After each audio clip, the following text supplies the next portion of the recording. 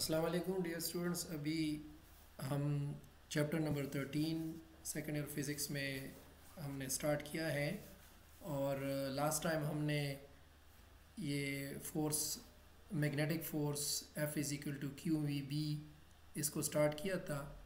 तो आज इस लेक्चर में हमने असल में उसकी डेरिवेशन को करना है, यानी हम ऑलरेडी इस चीज़ को डिस्कस कर चुके हैं, magnetic force F is equal to Q V cross B. लेकिन यहाँ पे हमने इस लेक्चर में इसकी डेरिवेशन करनी है कि ये बेसिकली आया कैसे है, और उसके बाद फिर चार्ज टू मास रेशो हमने डिस्कस करना है। ये बेसिकली उस पिछले लेक्चर की कंटिन्यूएशन है। तो जब हम इसकी डेरिवेशन स्टार्ट करते हैं तो हम कहते हैं कि एक चार्ज पार्टिकल ईदर पॉजिटिव और negative passes through external magnetic field B, तो it will experience a force which is given by Fm is equal to Q V cross B। तो अब ये कैसे डिराइव हम करते हैं ये ज़रा देख लें नेक्स्ट स्लाइड में। ये सपोज हमारे पास एक कंडक्टर है, करंट कैरिंग वायर है, और इसको हमने रखा है मैग्नेटिक फील्ड B इन एक्सटर्नल मैग्नेटिक फील्ड B में, और ये जो वायर हमने रखा है ये बिल्कुल परपेंडिकुलर है to the external magnetic field B. और हमारे इस बुक में जो ये करंट कैरिंग वायर का जो फोर्स की वैल्यू है वो है F is equal to I L cross B. तो बेसिकली हमने उसी टॉपिक को इस्तेमाल करना है, लेकिन यहाँ पे जो हम बात करते हैं magnetic force is equal to Q V cross B, इसका मतलब ये है कि इस करंट कैरिंग वायर में बहुत से चार्जेस फ्लो कर रहे हैं, लेकिन हमने कैलकुलेट करना है किसी एक चार्ज पार्टिकल पे मैग्नेटिक फोर्स जो कि बराबर होता है क्यू वी क्रॉस बी के। तो हमने इस करंट कैरिंग वायर की मदद से किसी सिंगल चार्ज पे फोर्स मालूम करना है। वैसे तो हमारे पास जो force on a current carrying conductor है वो आई एल क्रॉस बी के बराबर है, लेकिन इस कंडक्टर के अंदर हमारे पास बहुत सारे चार्जेस हैं जो कि इसमें फ़्लो कर रहे हैं। हमने किसी सिंगल चार्ज पे कितना फोर्स लग रहा है वो कैलकुलेट करना है, मगर इस करंट कैरिंग का वायर की मदद से हमने करना है, और इसको हमने एक्सटर्नल मैग्नेटिक फील्ड बी के अंदर रखा है। तो suppose we have a conductor of length L and area of cross section A। The current I is flowing in this conductor. The wire is placed in the external magnetic field B, और ये जो external magnetic field B है ये perpendicular है इस length के of this conductor। Here the force on the current carrying conductor is given by this, ये already मैं बता चुका हूँ। लेकिन हमारा मकसद क्या है? Our goal is to calculate the force on a single charge in this conductor। तो हम ये जानते हैं कि the length of the wire segment is L और area of cross section A के बराबर है, volume of the wire A L के बराबर है, और number of charge carriers per unit volume हमारे पास सपोज ये एन के बराबर है, यानी यूनिट वॉल्यूम में जो चार्ज कैरियर्स हैं वो एन के बराबर है। तो total number of charge in a wire हमारे पास एन ए एल, यानी इस वॉल्यूम में ए एल वॉल्यूम है, इसमें एन नंबर ऑफ चार्जेस हैं। अब हमारा जो गोल है वो ये है कि किसी एक चार्ज पे हमने फोर्स फाइंड करना है। तो चार्ज ऑन ईच कैरियर हमारे पास Q के बराबर है total charge that exist in the wire, वो सपोज उसको मैं डेल्टा Q से डिनोट करता हूँ, किसी और नाम से भी डिनोट कर सकते हैं, लेकिन सपोज मैंने इसको डेल्टा Q से डिनोट किया है। तो delta Q is equal to Q N A L, ये हमारे पास तीसरा इक्वेशन आ गया। अच्छा, magnitude of the velocity of each charge suppose वो v के बराबर है, तो the time taken by the charge is moving from left to right, यानी इस कंडक्टर के लेफ्ट साइड से लेकर राइट साइड तक जो चार्जेस मूव करते हैं उसने जो टाइम लिया है वो हमारे पास डेल्टा टी के बराबर है। तो how much distance it will cover, तो ज़ाहिर है इस वायर की लंबाई l है, तो वो डिस्टेंस जो कवर करेगा दैट विल बी l, और स्पीड जो इसकी है वो v है। तो delta T is equal to L over V, ये हमारे पास इक्वेशन 4 आ गया। अब हमारे पास जो करंट का फार्मूला है वो बराबर है delta Q by delta T. तो इस I is equal to delta Q और डेल्टा टी में डेल्टा क्यू की कीमत पुट कर ले और डेल्टा टी की कीमत। तो डेल्टा क्यू की कीमत हमारे पास इक्वेशन 3 से आती है, तो ये Q N A L divided by L over V, और इसको आप मतलब एल एल कैंसिल करके आप इसको लिख सकते हैं Q N A into V, इस वी को ऊपर ले जाए। तो हमारे पास जो करंट आता है वो बराबर है एन ए क्यू वी, इसको इक्वेशन 5 का नाम दिया है। Now putting equation 5 in equation 1, हमारे पास ये इक्वेशन 1 है। इस इक्वेशन 1 में करंट की जो वैल्यू है उसको पुट कर ले, तो ये आता है N A Q V L cross B. अच्छा, यहाँ पे थोड़ा सा हमने गौर से देखना है कि F is equal to N Q V L cross B, ये V और L के नीचे मैंने एक डैश लगाया है, अंडरलाइन किया है, इसको गौर से देखना है।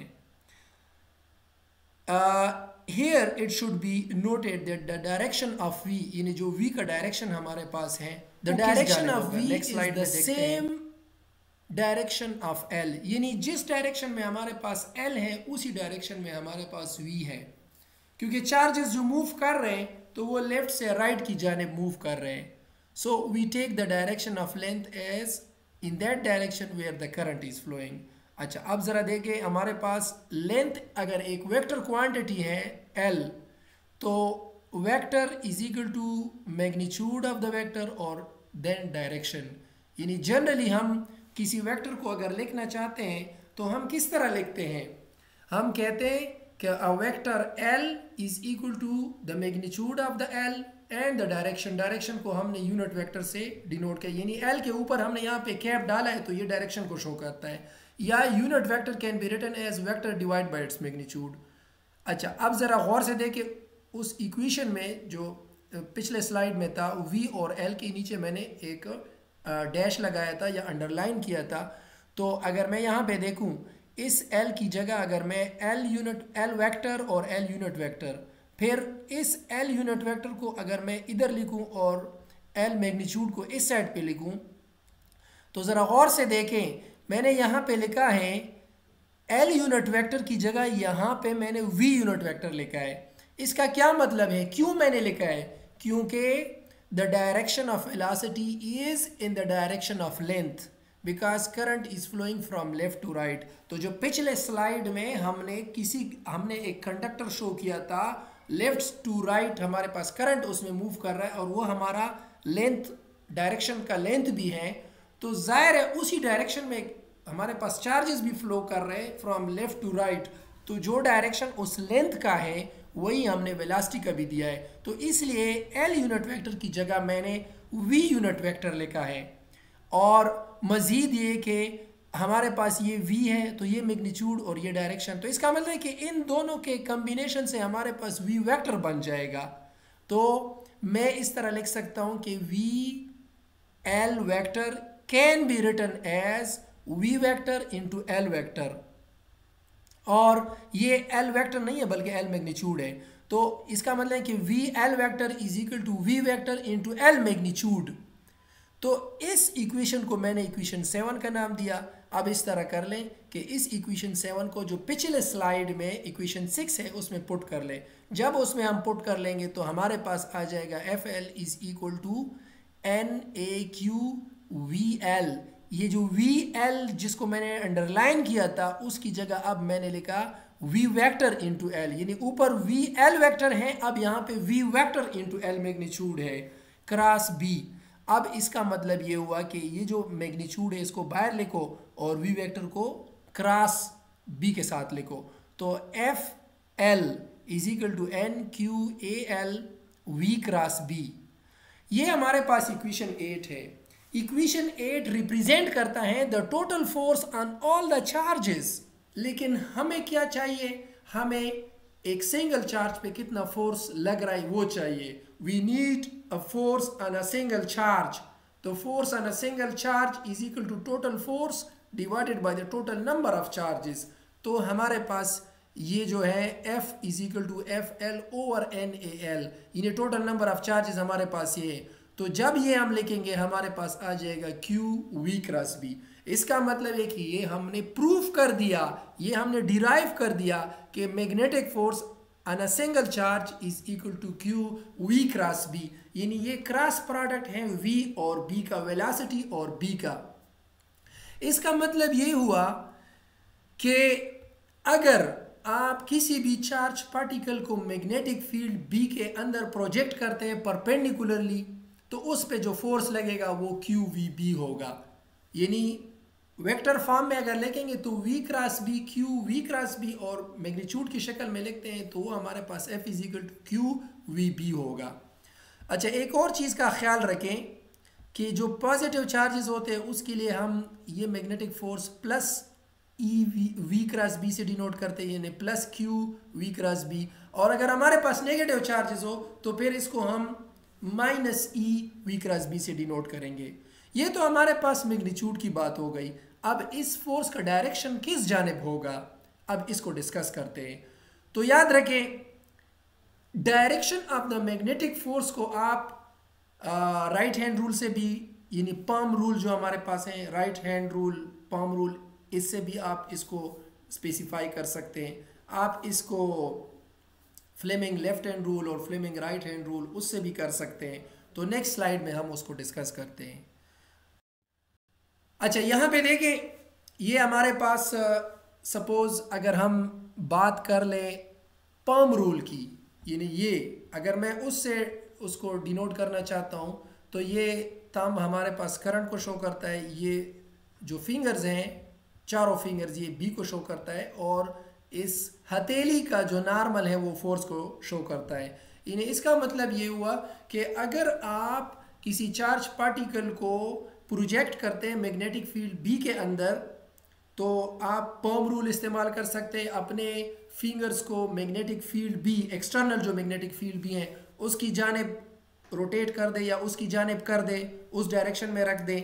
और जो आपका वो है ये थंब है ये करंट को शो करता है। आप यूं कर ले कि चूंकि करंट जिस डायरेक्शन में पार्टिकल जा रहा है, जिस वेलोसिटी के साथ जा रहा है, ये उसी को शो करेगा। फिर जो आपकी जो नॉर्मल टू द पॉम है वो फोर्स कहलाएगा। ये भी आप कर सकते हैं। और दूसरी बात ये है कि आप वो क्रॉस प्रोडक्ट वाला राइट हैंड रूल जो हम वेक्टर्स में पढ़ते हैं उससे भी कर सकते हैं कि अगर आप वी को वेलोसिटी को बी की जानिब रोटेट कर दे तो फिर आपका जो राइट हैंड का थंब होगा, यानी वो thumb will show the direction of force, वो फोर्स की डायरेक्शन शो करेगा। और उसके अलावा आप फ्लेमिंग लेफ्ट हैंड रूल और राइट हैंड रूल से भी कर सकते हैं। लेकिन लेफ्ट हैंड रूल और राइट हैंड रूल से जब आप इसको करेंगे, इसको शो करेंगे यानी फोर्स की डायरेक्शन को, तो इसमें एक चीज़ का ख्याल रखना है कि जो हमारे पास थंब है दोनों केसेस में वो फोर्स को शो करता है, लेकिन जो ये वाली फिंगर है यानी थंब के करीब जो दूसरी फिंगर है वो लेफ्ट हैंड रूल के केस में बी को शो करता है और राइट हैंड रूल के केस में ये करंट को शो करता है। और ये जो तीसरी फिंगर है लेफ्ट हैंड रूल में ये करंट को शो करता है और राइट हैंड रूल में ये बी को शो करता है। तो इस चीज़ का आपने ख्याल रखना है। तो इसका मतलब है कि हम इन तीनों रूल से इसको डिस्क्राइब कर सकते हैं। अच्छा, इसमें दोबारा मैंने स्पेशल केसेस डिस्कस किए हैं, वही ये हम पिछले लेक्चर में भी डिस्कस कर चुके हैं कि अगर फॉर एग्जांपल हमारे पास थीटा 0 होगा तो फिर फोर्स क्या होगा, थीटा 90 होगा फिर फोर्स क्या होगा। तो ज़ाहिर है फोर्स हमारे पास 0 होगा अगर एंगल 0 होगा, या अगर एंगल 90 होगा परपेंडिकुलरली आप उसको प्रोजेक्ट करते हैं तो फिर हमारे पास फोर्स मैक्सिमम होगा, वो क्यू वी बी के बराबर होगा। अच्छा, एक और चीज़ है वो ये है कि जब आप इस चार्ज पार्टिकल को एक्सटर्नल मैग्नेटिक फील्ड के अंदर प्रोजेक्ट करते हैं with angle of 90 degree, then the path of the charged particle will be circular in the magnetic field, यानी इसकी जो ट्रेजेक्ट्री होगी वो सर्कुलर होगी। वो कैसे होगी, यहाँ पे ज़रा देखें कि ये हमारे पास चार्ज पार्टिकल है जो वेलोसिटी v के साथ इस मैग्नेटिक फील्ड b के अंदर आ गया है। ये हम यहाँ पे हमने क्रॉस प्रोडक्ट्स ये क्रॉस शो किए हैं। इसका मतलब कि magnetic field into the page है और चार्ज पार्टिकल को आप यूं एंटर कर रहे हैं तो ये 90 डिग्री बना रहा है। तो जो ही आप इसको एंटर कर रहे हैं, सपोज पॉइंट ए पे मैंने ये मेरे पास वेलोसिटी की डायरेक्शन है, तो जब मैं यहाँ पे ये फ्लेमिंग लेफ्ट हैंड रूल या फ्लेमिंग राइट हैंड रूल या इवन पम रूल, जो भी आप इसमें इस्तेमाल करते हैं, जब इसमें हम ये यूज़ करते हैं तो अगर हमारे पास ये वेलोसिटी का डायरेक्शन है तो ये पेयर फोर्स का डायरेक्शन होगा जो कि अंदर की जानिब है। उसके बाद चूंकि चार्ज पार्टिकल रुका नहीं है, वो मूव कर रहा है, तो जो ये वो मूव कर रहा है वो सीधा जाने की कोशिश करता है, लेकिन ये वाला फोर्स इसको मजबूर करता है, उसको सर्कल में घुमाने की कोशिश करेगा। तो सपोज ये पॉइंट बी पे आ गया, तो जब ये पॉइंट बी पे आ गया तो अब इधर दोबारा आप इस पे जो है ना राइट हैंड रूल अप्लाई कर लें, तो जो डायरेक्शन ऑफ वेलोसिटी वो ये है और फोर्स की डायरेक्शन अंदर की जानिब है। सपोज फिर ये आगे जाने की कोशिश कर ले, लेकिन ये फोर्स इसको मजबूर करता है, कर्व पोर्शन में इसको लाने की कोशिश करते हैं, ये पॉइंट सी पे आ गया, तो इधर इसका फोर्स वेलोसिटी का जो डायरेक्शन है वो टेंजेंट टू द सर्कल है। और जब आप इस पे जाए यानी ये राइट हैंड रूल अप्लाई करते हैं या राइट हैंड रूल या लेफ्ट हैंड रूल, जो भी इस पे रूल आप अप्लाई करते हैं, लेकिन इस तरीके से आपने देखना होगा कि फोर्स के मैग्नेटिक फील्ड बी और वेलोसिटी आपस में परपेंडिकुलर रहे, तो वहाँ पे जो फोर्स का डायरेक्शन आएगा वो आपके पास ये डायरेक्टेड इनटू द सर्कल आएगा, यानी सर्कल के सेंटर की तरफ आएगा, क्योंकि ये एक सर्कल बना रहा है। अब ये पार्ट ऑफ द सर्कल है। उसके बाद सपोज ये दूसरे पॉइंट पे आ गया, फिर इस पॉइंट पे आ गया, तो इसका मतलब ये होगा कि जब ये मैग्नेटिक फील्ड के अंदर आएगा ये चार्ज पार्टिकल परपेंडिकुलरली, तो ये इस पे मैग्नेटिक फोर्स अमल करेगा और वो मैग्नेटिक फोर्स इसको मजबूर करेगा कि ये सर्कल में घूमे। तो जब ये सर्कल में घूमता है, इसका मतलब ये हुआ कि यहाँ पे सेंट्रीपिटल फोर्स अमल में आ रहा है, यानी magnetic force is acting as a centripetal force which is compelling the charge to move in a circular path. यहाँ पे जो ट्रेजेक्टरी वो बना रहा है वो सर्कुलर बना रहा है, और हर पॉइंट पे मैग्नेटिक फील्ड मैग्नेटिक फील्ड ये वेलोसिटी v जो है ये टेंजेंट टू द सर्कल हमारे पास है। तो इसका मतलब है कि ये हमारे पास सर्कुलर ट्रेजेक्टरी बनाएगा अगर ये परपेंडिकुलरली दाखिल हो जाए मैग्नेटिक फील्ड b के अंदर। अच्छा, here the magnitude of the velocity is constant. एक चीज़ यहाँ पे हमने सीखी कि ये चूंकि कांस्टेंट वेलोसिटी के साथ दाखिल हो रहा था लेकिन परपेंडिकुलरली, तो हम कहते हैं मैग्नीट्यूड कांस्टेंट है, but its direction is constantly changing at each and every point on the circle. In this case the charge particle is experiencing a force that acts at right angle to its velocity. यानी velocity के साथ ये eight right angle है। अच्छा, दूसरी बात यह है कि as both v and b are constant in the magnitude, thus the charged particle will experience a constant force qvb at right angle to their direction of motion. अच्छा, next slide की तरफ चलते हैं। नेक्स्ट स्लाइड में हम दो बातें हैं। एक तो ये है कि हम ये जो हमने मैग्नीट्यूड ऑफ फोर्स कैलकुलेट किया qvb, हम कहते हैं कि ये नेसेसरी सेंट्रीपिटल फोर्स प्रोवाइड करता है, यानी चार्ज पार्टिकल को घुमाने की कोशिश करता है सर्कुलर पाथ में। तो हमारे पास सेंट्रीपिटल फोर्स बराबर होता है mv²/r के, लेकिन यहाँ पे मैग्नेटिक फोर्स बिहेव कर रहा है एज सेंट्रीपिटल फोर्स, तो हम q इस f की जगह qvb भी लिख सकते हैं। तो qvb is equal to mv²/r और यहाँ पे v कैंसिल हो जाएगा, तो qb is equal to mv/r, या वेलोसिटी की जगह आप r ओमेगा पुट कर ले तो आपके पास qb इज इक्वल टू यहाँ पे m और जो v है उसकी जगह r ओमेगा आ जाएगा, तो ये कैंसिल होकर हमारे पास m ओमेगा बनता है, या ओमेगा बराबर है qb/m, ये हमारे पास एंगुलर फ्रीक्वेंसी है।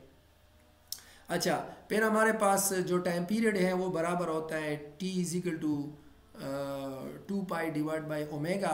तो यहाँ पे चूँकि ये एक जब ये पूरा चक्कर कंप्लीट करता है तो 2π रेडियंस एंगल बनाता है, तो ये हमने फर्स्ट ईयर में पढ़ा है कि हमारे पास टाइम पीरियड बराबर होता है 2π/ओमेगा। अब यहाँ पे ओमेगा की वैल्यू हमने पुट कर ली, इससे टाइम पीरियड निकला, और फ्रीक्वेंसी हमारे पास बराबर है ये f is equal to 1/t, तो f is equal to 1/2πm/qb, ये पुट करके हमारे पास फ्रीक्वेंसी आ गई।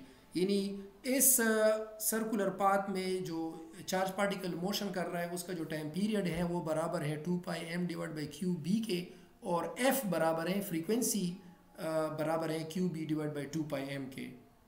अच्छा, we can also calculate the radius of the circular path. तो सर्कुलर पाथ हमारे पास बराबर है r is equal to mv/qb। जो दूसरी चीज़ मैं डिस्कस करना चाहता हूँ वो ये है कि अगर सपोज ये charge particle magnetic field b के अंदर परपेंडिकुलरली इंटर नहीं हो रहा, बल्कि ये 0 डिग्री से एंगल्स ऊपर हैं और 90 से कम है, यानी 0 और 90 के दरमियान में कोई एंगल है और ये उसमें दाखिल हो रहा है। तो इस वक्त हमारे पास इस चार्ज पार्टिकल पे जो फोर्स लगेगा वो किस डायरेक्शन में होगा या वो कौन सी ट्रेजेक्ट्री इख्तियार करेगी। तो याद रखें, if the charge particle is thrown in the magnetic field with some angle that is more than 0 degree and less than 90 degree, then the charge particle will follow a helical path. ये एक helical path follow करेगा, यानी ये देखो एक spring की शक्ल में ये जा रहा है, आगे भी जा रहा है और ये हेलिकल पाथ भी इख्तियार कर रहा है। तो इसको हमने यहाँ पर भी शो किया है कि फॉर एग्ज़ाम्पल ये हमारे पास मैग्नेटिक फील्ड बी ये अलॉन्ग एक्स डायरेक्शन है और इसको सपोज़ आपने थ्रो कर दिया थोड़ा सा, मतलब ऐसे डायरेक्शन में कि वो परपेंडिकुलरली कम्प्लीटली नहीं है, कुछ एंगल बना रहा है, तो फिर ये हेलिकल पाथ फॉलो करेगा। यानी यहाँ पे लिखा भी है कि a charge particle having a velocity directed at an angle with uniform magnetic field B, तो it will moves in a helical path. अच्छा, दूसरी एक बात ये भी है कि work done by the magnetic force के, मतलब मैग्नेटिक फोर्स जो हमारे पास जब सर्कुलर पाथ में ये बॉडी ये चार्ज पार्टिकल मूव कर रही है तो उसका वर्क डन कितना होगा। तो when the charge particle is entered into the magnetic field perpendicularly, तो उस वक्त हमारे पास जो वर्क डन होगा वो कितना होगा। नेक्स्ट स्लाइड में हम देखते हैं, यहाँ पे देखिए एफ डॉट डी हमारे पास ये इक्वेशन है। तो हमारे पास W is equal to F dot D F D cos theta.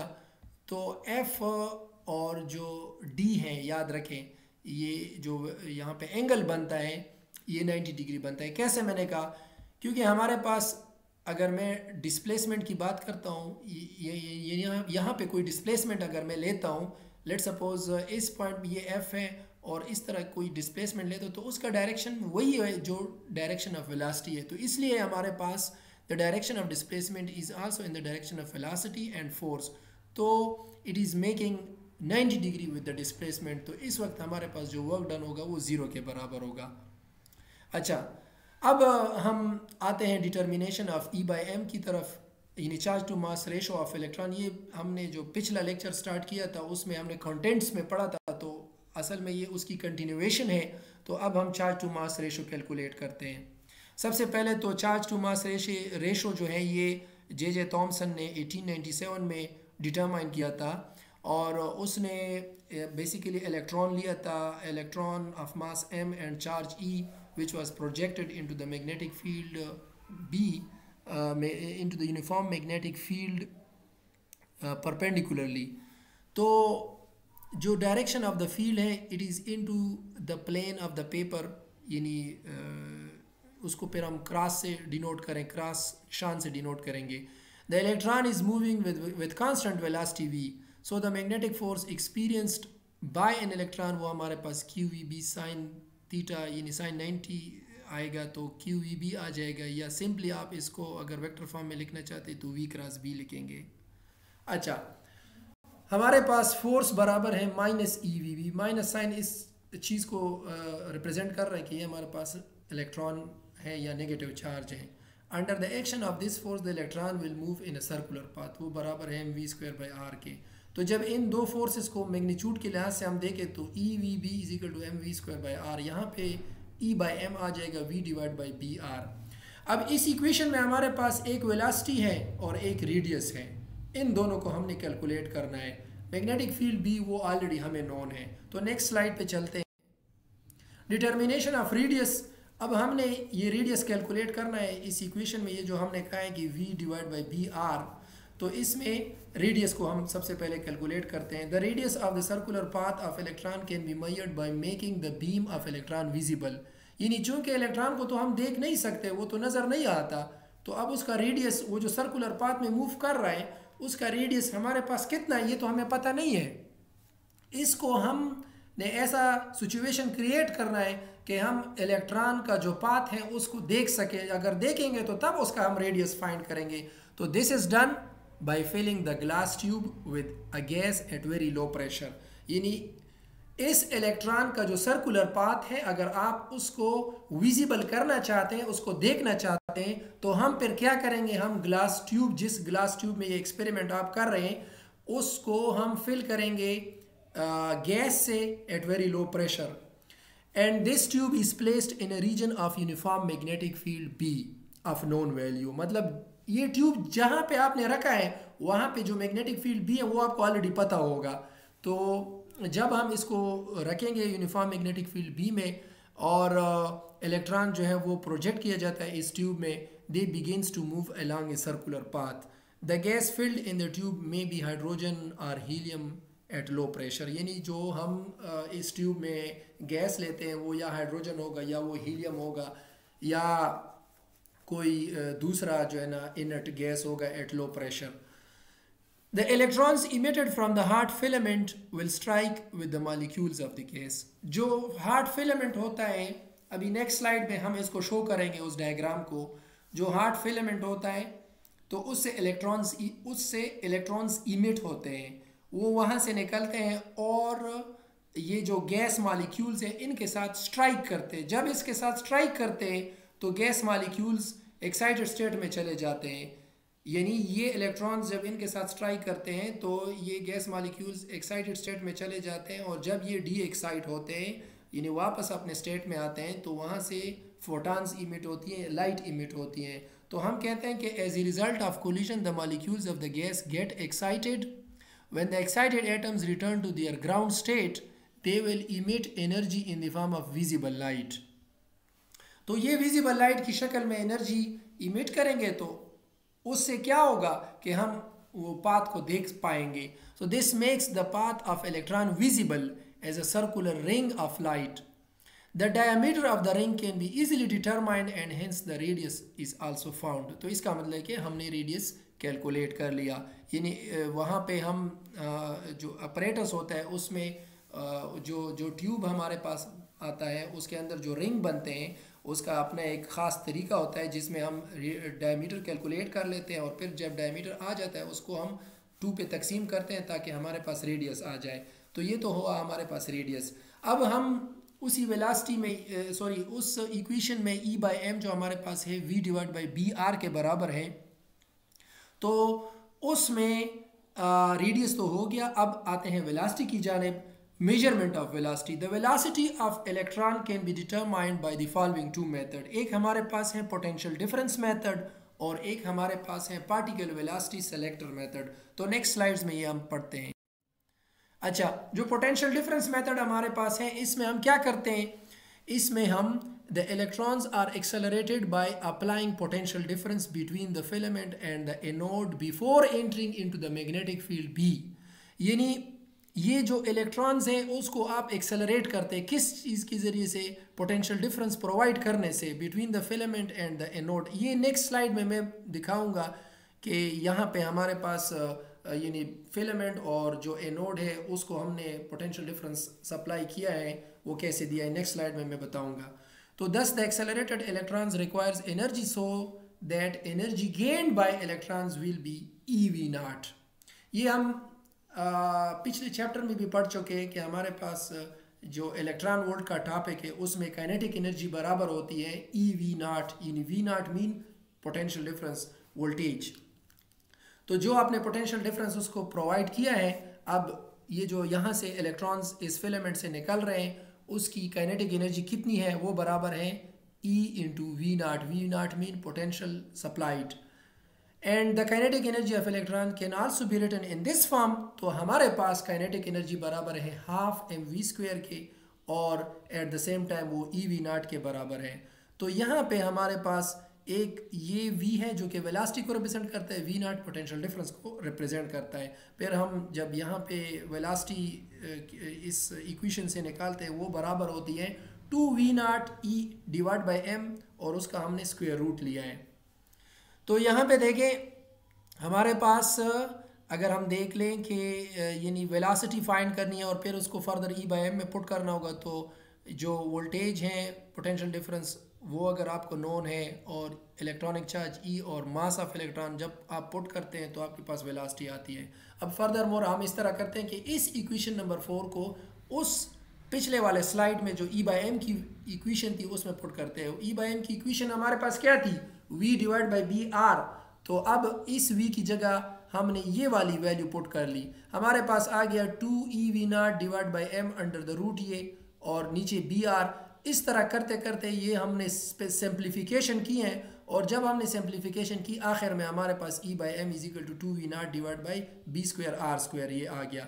तो इसका मतलब ये हुआ कि ये पोटेंशियल डिफरेंस मेथड में हमने वो जो वेलोसिटी की वैल्यू थी उसको एक किस्म के यहाँ से निकाल दिया, यानी ई बाई एम में हमारे पास V divide by B R है। आर तो हमने फॉर एग्जांपल वो इससे पहले रेडियस का मेथड हमने पढ़ा, उससे हमने कैलकुलेट किया, और वेलोसिटी की जगह हमने ये इक्वेशन पुट कर ली। तो हमारे पास ये E by M in terms of radius और पोटेंशियल डिफरेंस आया। तो पोटेंशियल डिफरेंस जो आपने सप्लाई किया है वो आप इसमें पुट कर ले, you will calculate the E by M. अब यहाँ पे हमारे पास जो दूसरा मेथड है, यानी एक पोटेंशियल डिफरेंस मेथड है, दूसरा हमारे पास particle velocity selector method. Particle velocity selector method का मतलब ये है कि हमने जो फिलामेंट से चार्ज पार्टिकल निकल रहे हैं उनकी हमने एक ख़ास किस्म की वेलोसिटी सेलेक्ट करनी होगी। वो किस तरह हम करेंगे, अब यहाँ पे हम नेक्स्ट स्लाइड पढ़ते हैं।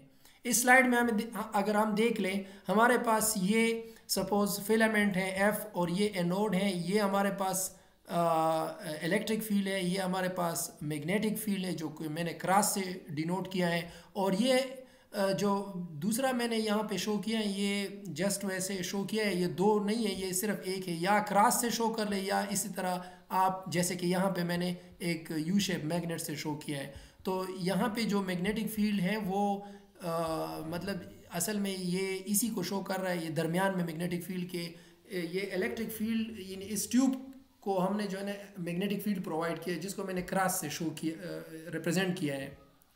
सो ये सबसे पहले जे थॉमसन ने किया था। He also showed that the cathode rays are electrons and he measured E by M ratio. जो अपरेटस है इसका वो यहाँ पे मैंने अभी बताया, ये हमने शो किया। ये हमारे पास फिलामेंट है, ये हमारे पास ये एनोड्स हैं, और इनको फर्दर फिर हमने ये पोटेंशियल डिफरेंस सप्लाई किया। फिलामेंट का एक जो वायर है वो negative terminal of the battery के साथ है, और एनोड के जो वायर्स हैं वो positive terminal of the battery के साथ अटैच किए गए हैं। तो जब ये फिलामेंट गर्म होगा, यहाँ से इलेक्ट्रॉन खारिज होंगे, जब इलेक्ट्रॉन आएंगे तो ये एनोड इसको खींचेगा, और फिर ये इलेक्ट्रॉन्स जो हैं इस कंबाइंड इलेक्ट्रिक और मैग्नेटिक फील्ड में से पास होंगे। तो याद रखें कि जब इस इलेक्ट्रिक फील्ड और मैग्नेटिक फील्ड में से पास होंगे तो हमारे पास जो टोटल फोर्स इस चार्ज पार्टिकल्स पे अमल करेंगे वो बराबर होगा QE plus QV cross B। यानी ये इलेक्ट्रिक हमारे पास इलेक्ट्रिक फोर्स और ये मैग्नेटिक फोर्स, तो this combined electric and magnetic force को हम लोरेंट्ज फोर्स के नाम से पुकारते हैं। याद रखें, द कंबाइंड या total force acting on the charge particle is called Lorentz force. Lorentz force में यानी कि इलेक्ट्रिक और मैग्नेटिक फोर्स दोनों जब किसी चार्ज पार्टिकल पे लगते हैं तो उसको हम लोरेंट्ज फोर्स के नाम से पुकारते हैं। A uniform electric field E is directed vertically downward, यानी ये जो मैंने यहाँ पे क्रॉस से डिनोट किया ये इनटू द पेज है, is applied in the direction perpendicular to the electric field. जिस डायरेक्शन में इलेक्ट्रिक फील्ड है ये उसके परपेंडिकुलर है। ये इलेक्ट्रिक फील्ड ये पॉजिटिव प्लेट और ये नेगेटिव प्लेट, तो ये नीचे की जानिब है, और जो मैग्नेटिक फील्ड है वो इनटू द पेज के अंदर है, यानी 90 डिग्री बना रहे हैं।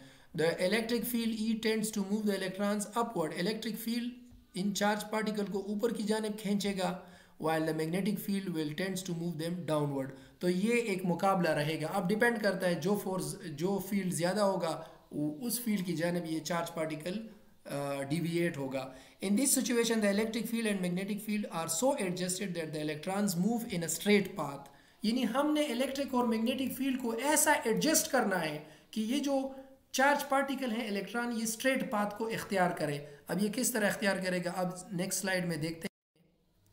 तो हमारे पास जब ये स्ट्रेट पाथ में जाएगा तो इसका मतलब है कि इलेक्ट्रिक फोर्स और मैग्नेटिक फोर्स एक दूसरे को बैलेंस कर रहे हैं। तो फिर जो इलेक्ट्रिक फोर्स है EE वो बराबर है EVB के, यहाँ से V is equal to E divide by B आ जाएगा। The crossed electric and magnetic field serve as a velocity selector, इसलिए हम इसको वेलोसिटी सेलेक्टर के नाम से पुकारते हैं। यानी only those electrons whose velocity v is equal to e divide by b will be undeflected through the mutually perpendicular electric and magnetic field. ये हमारे पास इसका मतलब ये है कि सिर्फ वो इलेक्ट्रॉन्स स्ट्रेट जाएंगे कि जिसमें इलेक्ट्रिक और मैग्नेटिक फील्ड अगर ऐसे एडजस्ट किए जाए कि इनकी वजह से जो फोर्स लग रहे हैं वो एक दूसरे को बैलेंस कर रहे हैं, तो तब वो स्ट्रेट पाथ इख्तियार करेगा। और वहाँ से फिर हम ये वेलोसिटी हमने निकाल दी e डिवाइड बाई बी, और फिर इस वेलोसिटी की जो वैल्यू है ये हम अगर e बाई एम की इक्वेशन में पुट कर ले v divide by B R, इसमें v की जगह ये पुट कर ले तो हम जो है ना e बाई एम निकाल सकते हैं। यानी अब हमारे पास आ गया e divide by B square और r। रेडियस वही है जो इससे पहले हमने कैलकुलेट किया था, सिर्फ v की जगह अब हमने यहाँ पे जो वैल्यू पुट की है वो है e। इन्हें इलेक्ट्रिक फील्ड जो आपने अप्लाई किया अगर वो आपको पता और b तो ऑलरेडी आपको नोन है और रेडियस आप इससे पहले कैलकुलेट कर चुके हैं, तो फिर आप e बाई एम मालूम कर सकते हैं। Charge to mass ratio of electron वो है 1.7 इंटू 10⁻11 कूलम पर किलोग्राम। अच्छा, एक चीज़ इसमें याद रखें कि those particles which are moving with other velocities will be deflected downward या अपवर्ड।